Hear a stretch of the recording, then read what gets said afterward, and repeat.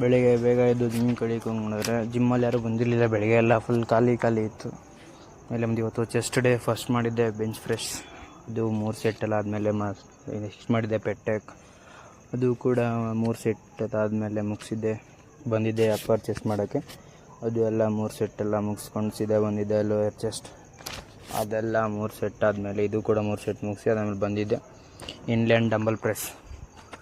ಇದಂತೂ ಖರಾಬ್ ಅಂದ್ಕೊಳ್ರಿ. ಇದು 3 ಸೆಟ್ ಎಲ್ಲ ಮುಗಿಸಿ ಆಮೇಲೆ ನಮ್ಮ ಹುಡುಗ ಕಾಲೇಜಿಗೆ ಡ್ರಾಪ್ ಮಾಡಿದ. ಹಾಗೆ ಒಂದು ಜೊತೆ ಕಾಲೇಜ್ಗೆ ಬಸ್ ಸ್ಟಾಪಲ್ಲಿ ಕೂತಿದ್ದೆ.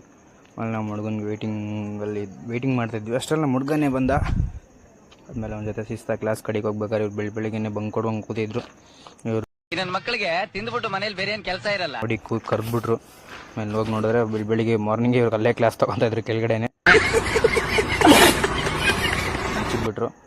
ಲಂಚ್ ಆದಮೇಲೆ ನೋಡಿರಿ ನಮ್ಮ ಸೋಡ ಹೆಂಗವನೇ. ಆಮೇಲೆ ಇವನು ನೋಡ್ಕೊಂಡು ಶಿಸ್ತಾ ಇವನು ನೋಡ್ರಿ ಲೆಕ್ಚರ್ ಜೊತೆ ರೊಮ್ಯಾನ್ಸ್ ಮಾಡ್ತಾನೆ ಕ್ಲಾಸಲ್ಲಿ. ಏನು ಹೇಳೋಣ ಅಂತ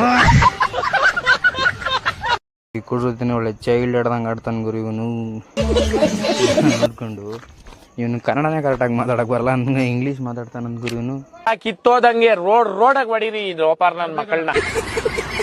ಮತ್ತು ಇವನಿಗೆ ಜಿಮ್ಗೆ ಹೋಗ್ಬೇಕು ಅಂತ ಡಿಸೈಡ್ ಮಾಡಿದೆ. ಹಾಗೆ ಜಿಮ್ಗೆ ಹೋಗ್ಬೇಕಾದ್ರೆ ಅಷ್ಟರಲ್ಲಿ ನಮ್ಮ ಹುಡುಗ ಬಂದ.